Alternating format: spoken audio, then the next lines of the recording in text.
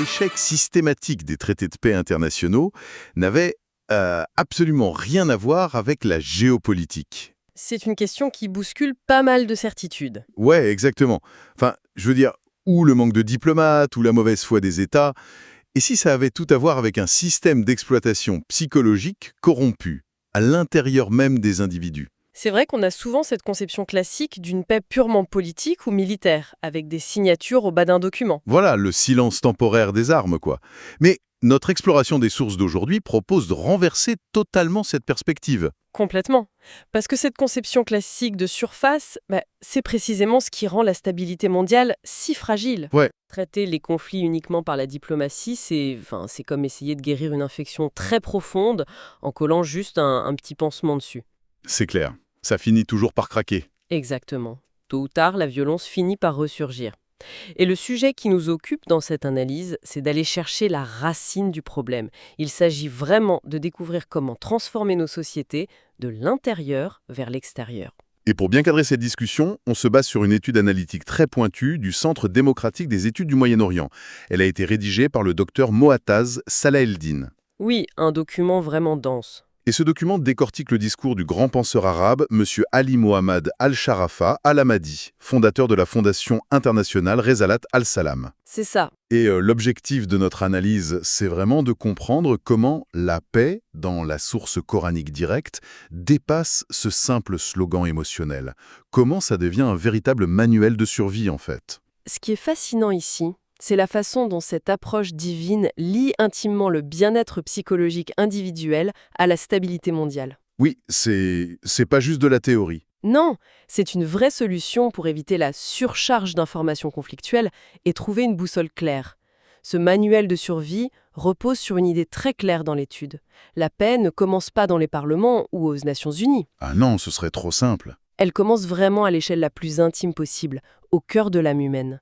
Le discours s'appuie sur ce concept fondamental de la purification de l'âme. La purification de l'âme, oui. En se basant sur une référence directe qui dit que la réussite appartient à celui qui purifie son âme et la perte à celui qui la corrompt.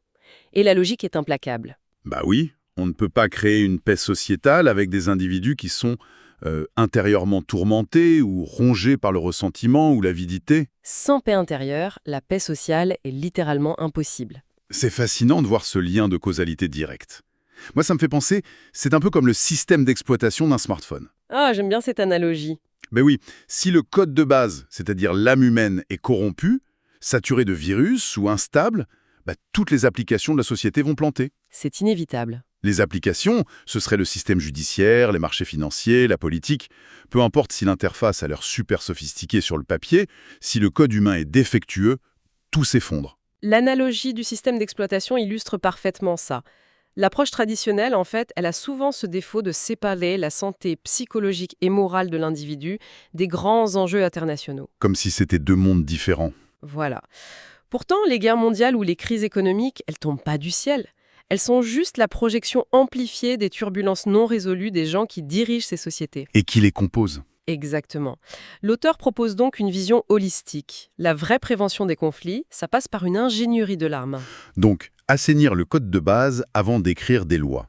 D'accord, décortiquons cela. Parce que, une fois que ce système d'exploitation interne est propre, on ne reste pas juste à méditer en silence, non. Non, bien sûr que non. Il faut construire l'architecture par-dessus. Voilà. Et l'étude montre que l'auteur, M.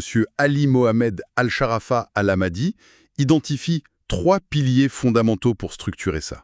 Le premier, c'est la justice. Ordonné par Dieu, oui. Qui est la base absolue. Le deuxième, c'est la liberté responsable, illustrée par ce principe très fort, il n'y a nulle contrainte en religion. Tout à fait. Et le troisième pilier, c'est le respect des engagements et des pactes. Ces 3 éléments, ils forment vraiment la structure porteuse. Ils sont tous interconnectés. Comment ça? La justice sert à garantir que chaque membre de la société reçoit ce qui lui revient.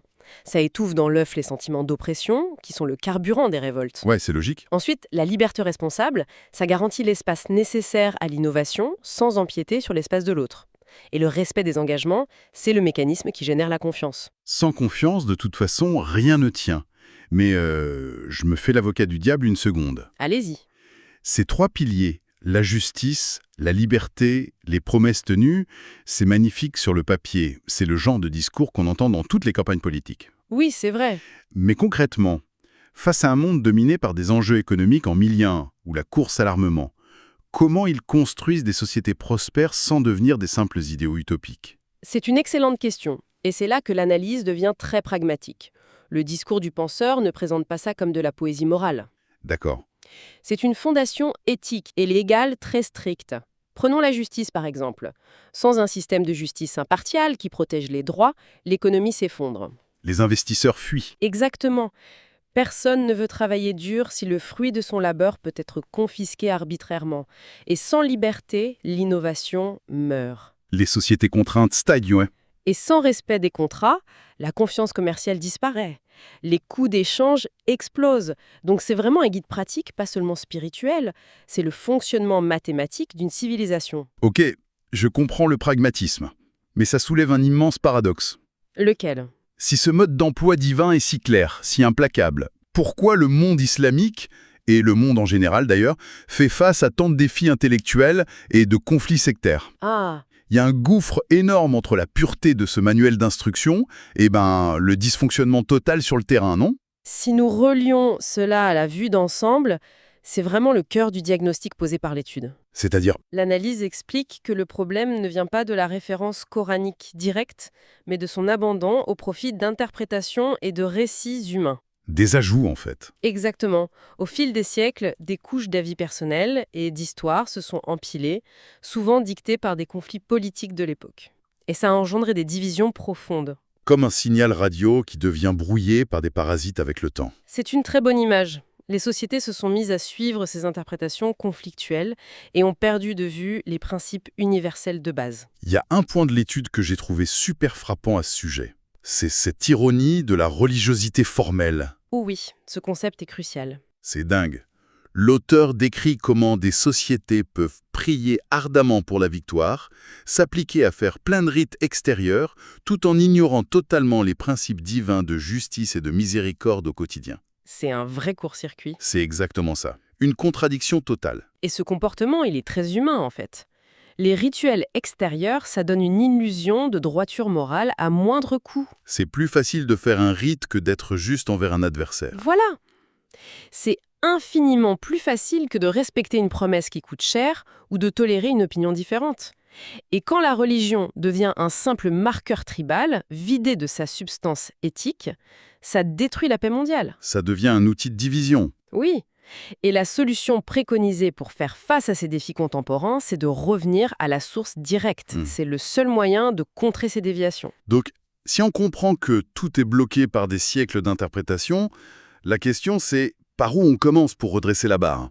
Eh bien, ça ne commence ni au Parlement ni à l'école. Ah bon, on refait pas les lois? L'approche de M. Ali Mohamed Al-Sharafa Al-Hamadeh affirme que ça commence à la maison. La famille est la cellule primaire. Le salon familial donc. C'est ça, c'est là que les valeurs de justice et de liberté doivent être inculquées aux jeunes générations. Mais cela soulève une question pratique, non? Comment on transforme un énorme slogan géopolitique comme la paix mondiale en comportement quotidien pour un ado? C'est tout le génie de cette méthode. Ça modifie leur vision de la responsabilité. Par exemple, le respect des engagements. Pour un jeune, ça commence par tenir une petite promesse faite à un ami. Ne pas trahir un secret. Exactement. Et la justice, c'est résoudre une dispute dans la cour de récréation de manière pacifique, sans violence. Et sans favoritisme. Moi, je trouve ça génial. Ça redonne un vrai pouvoir d'action aux jeunes. Ils sont pas juste des spectateurs qui attendent que les adultes règlent les crises mondiales. C'est vrai que vous êtes très enthousiaste sur ce point. Bah oui, parce que c'est responsabilisant. Par leurs petits choix quotidiens, ils deviennent les bâtisseurs d'un futur pacifique. C'est palpable, quoi. Et c'est essentiel, parce que ces jeunes finissent par grandir. Ils entrent sur le marché du travail, ils deviennent les décideurs de demain. Et c'est là que ça devient vraiment intéressant. Quand cette génération arrive aux manettes, quel est l'impact sur les nations? C'est là qu'on observe le dividende de la paix. La méthodologie coranique soutient activement la stabilité économique. On parle d'économie pure, là. La rentabilité de la paix. Oui. L'étude montre que la paix permet de réorienter les budgets colossaux des États. Au lieu de financer des conflits destructeurs, de l'armement ou de reconstruire des villes détruites. Des milliards qui partent en fumée. Voilà. Eh bien, ces ressources gigantesques vont vers l'éducation, la santé, le développement durable. Chaque euro ou chaque dinar qui n'est pas détruit dans une guerre, sert à construire des hôpitaux ou des écoles. Et c'est pour ça que la vision de la Fondation internationale Ressalat As-Salam présente la paix non pas comme un petit projet local, mais comme un véritable projet universel. Pour sauver l'humanité de l'autodestruction, en fait. Exactement. C'est une coopération humaine globale. La prospérité n'est pas séparée de la morale, c'en est la conséquence naturelle. Alors, qu'est-ce que tout cela signifie pour ceux qui nous écoutent? Si je résume cette plongée analytique, la paix commence vraiment par l'âme. C'est le point de départ incontournable. Elle s'appuie sur la justice, la liberté et les promesses tenues. Elle s'enseigne dans la famille, pour les jeunes, de manière très concrète. Oui, par des actes du quotidien. Et au final, elle transforme l'économie mondiale lorsqu'on a le courage de revenir à la clarté de la source divine directe. C'est quand même un sacré programme. C'est un changement de paradigme complet. Et pour laisser l'audience réfléchir, j'aimerais conclure avec une idée très puissante tirée de l'étude. Je vous écoute. L'étude rappelle ce verset. Tu donnes le pouvoir à qui tu veux et tu l'arraches à qui tu veux. Waouh! C'est très fort, ça. Ça veut dire que le pouvoir et l'autorité politique ou économique ne sont jamais des récompenses personnelles. Ni des acquis définitifs. Absolument pas. Ce sont d'énormes responsabilités morales, de vrais tests humains. Le pouvoir est juste un emprunt temporaire. Ça change radicalement notre façon de voir les dirigeants. On ne devrait plus évaluer le pouvoir comme un privilège, mais comme un test éthique sous haute surveillance. Exactement. Et comment cette simple idée pourrait-elle changer notre façon de choisir nos leaders aujourd'hui? C'est une vraie question à méditer. Une excellente question sur laquelle on va se quitter. Merci pour cet éclairage fascinant. On invite tous ceux qui nous écoutent à continuer d'explorer ces concepts dans leur propre vie, à leur échelle. À très bientôt pour une prochaine exploration de nos sources. À bientôt! مؤسسة رسالة السلام العالمية رسالة إنسانية لعالم أكثر سلاماً.